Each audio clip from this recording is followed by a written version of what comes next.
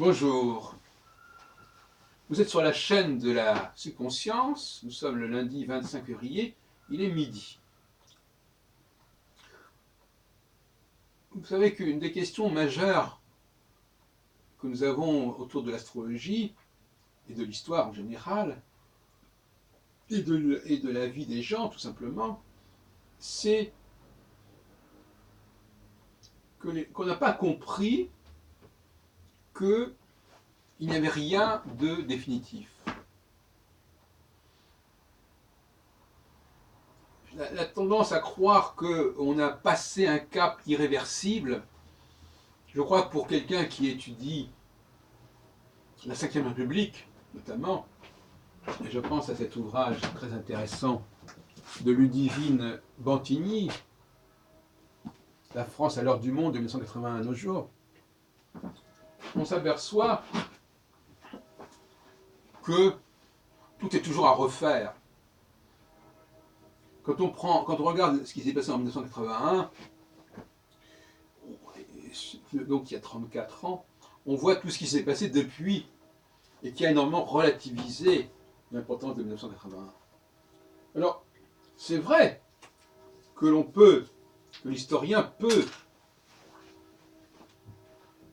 se faire l'écho de ce qu'a représenté 1981 à l'époque, à savoir ce qu'on a appelé à l'époque la fin de l'Ancien Régime, qui est une expression totalement abusive, mais c'est un temps subjectif. Mais quand on sait à quel point Jacques Chirac notamment, et puis Sarkozy, ont occupé la présidence de la République de 1995 à 2012, soit dans 17 ans, on s'aperçoit que tout ça est très relatif. Et les astrologues qui essaient de trouver dans le cosmos des confirmations de l'importance de telle et telle date errent. Ils vont essayer de montrer que ça correspondait à des configurations rares de planètes lentes qui ne se produisent qu'à des moments très espacés. Ils vont être obligés comme ça. Et d'ailleurs, les nouvelles planètes qui créent une temporalité lente vont obliger les astrologues, et vont les pousser à la faute, vont obliger les astrologues à accorder trop d'importance à tel événement. Car quand un astrologue utilise la lunette astrologique pour étudier un événement, il y a de fortes chances qu'il en exagère l'importance. Du fait même de l'outil qu'il utilise, qui est un outil inadéquat, inapproprié. Vous imaginez bien, chers amis, que l'interprétation d'un événement ne sera pas la même selon que vous avez des outils qui sont des outils qui fonctionnent sur des centaines d'années, avec des planètes comme Pluton qui a une cyclicité de 248 ans, de Neptune de 165 ans, etc. Sans parler de transplutonienne, je ne sais pas, peu importe, Eris, etc. Sans parler des spéculations de M. Jacques Laïse sur Bacchus, etc. Bon, il est évident qu'avec ça, on est obligé on a une loupe grossissante.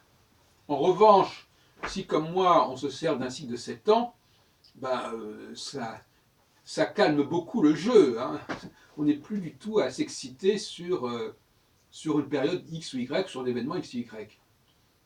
Donc ça, c'est déjà un point important. L'outil que nous utilisons, l'outil chronologique que nous utilisons, va nous conduire à cerner un événement qu'on essaie d'appréhender avec cet outil de façon totalement différente selon les possibilités et les limites de cet outil.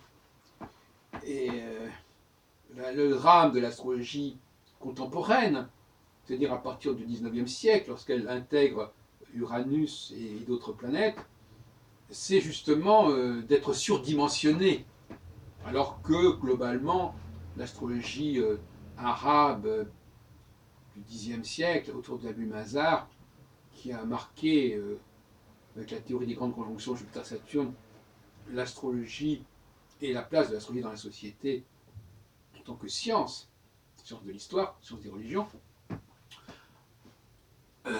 Après, ça a été remplacé par la théorie des désirs précessionnels, qui est aussi une théorie de la science des religions à la fin du XVIIIe siècle. Bon, tout cela était raisonnable, c'était des cycles de 20 ans. Bon. Mais, à partir du moment où on utilise même des cycles de 36 ans, comme le cycle Saturne-Neptune, c'est beaucoup trop long. J'ai montré que même le cycle de Saturne devait être lui-même subdivisé en 4 temps de 7 ans. Et qu'il n'y avait pas de cycle de Saturne proprement parler de 28 ans.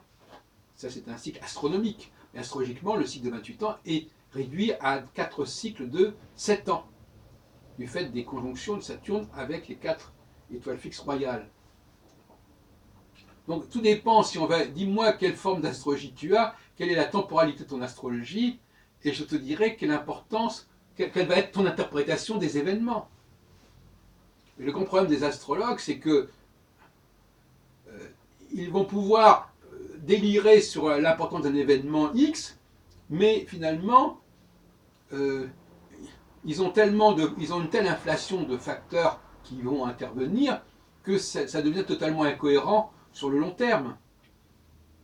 Il faut les écouter sur le court terme. C'est paradoxal. Il faut les écouter parler immédiatement de l'importance prétendue de ce qui se passe au vu des planètes lentes qui se manifestent, pas seulement en conjonction, mais aussi en carré, en trigone. J'en ai parlé l'autre jour à Paraxie avec des astrologues comme Angélique et comme Sophia Mézières. Cette fameuse histoire du triangle, du grand triangle de feu, etc. Bélier, Lion, Sagittaire, etc. Bref, passons. Mais tout ça, c'est totalement surdimensionné. Alors l'astrologue, à mon avis, il doit avoir une approche beaucoup plus raisonnable, dédramatiser constamment, relativiser constamment, resituer les choses dans leur dynamique, dans leur temporalité, dans leur durée véritable.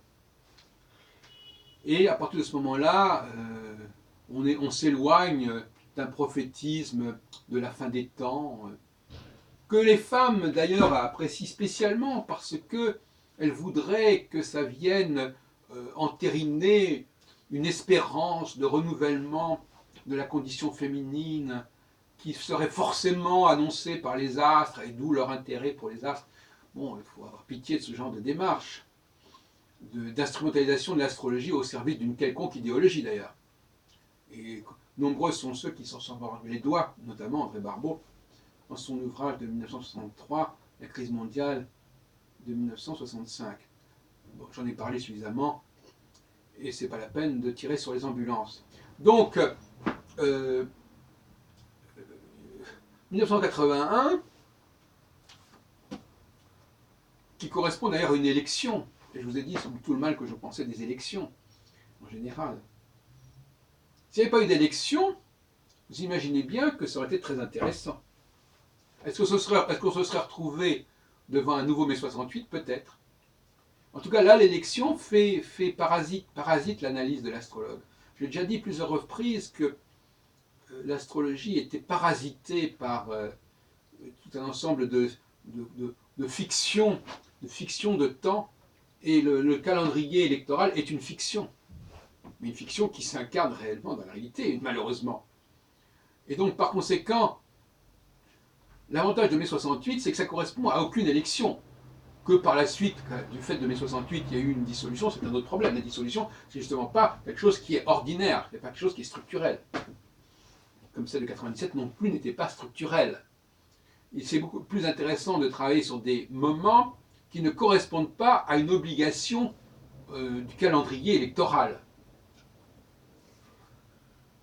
Dans certains cas, force est de constater que le calendrier électoral peut s'inscrire dans une problématique cyclique astrologique, Mais quand c'est le cas, on est obligé de s'abstenir d'une certaine manière. Parce que les deux phénomènes, c'est-à-dire les deux cyclicités, la cyclicité astrologique et la cyclicité du droit constitutionnel, la cyclicité juridique, vont se télescoper, vont se croiser, et ça va rendre les choses beaucoup moins lisibles. Cela dit, dans le cas de 81, on a quand même, on peut évidemment pas dire, bien entendu qu'il y a eu l'émergence d'un président de la République, puisque c'est l'élection qui le veut, c'est le système qui le veut. Mais on peut penser aussi que il aurait pu y avoir quelque chose de plus spontané, de plus vivant, qui viendrait, comme dirait, c'est un autre ouvrage que j'ai signé récemment, le principe démocratie d'Albert Augien et de Sandra Logier est aussi excellent dans ce genre. Mais justement, quand on compare les deux ouvrages, celui de Ludivine Bantigny et ceux d'Albert Augien et Sandra Logier, on n'est pas dans la même logique.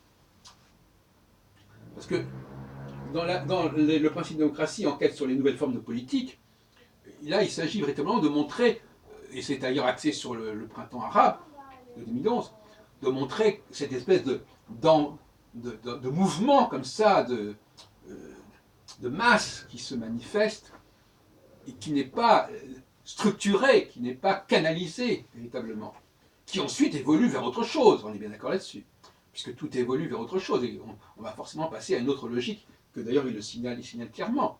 Savoir qu'à un moment donné, ça aboutit à l'émergence d'un leader. Mais ce n'est pas le leader qui est la cause de phénomène. Dans le cas de Mitterrand en 81, c'est ambigu, parce qu'il y a quand même Mitterrand qui est là. On va dire, ah ben oui, c'est Mitterrand, oui. On sait aussi d'ailleurs que il s'en est fallu de peu si Jacques Chirac avait été plus loyal par rapport à Giscard d'Estaing, Mitterrand n'aurait pas été élu. Hein. C'était écrit très clairement par Ludivine Bantigny.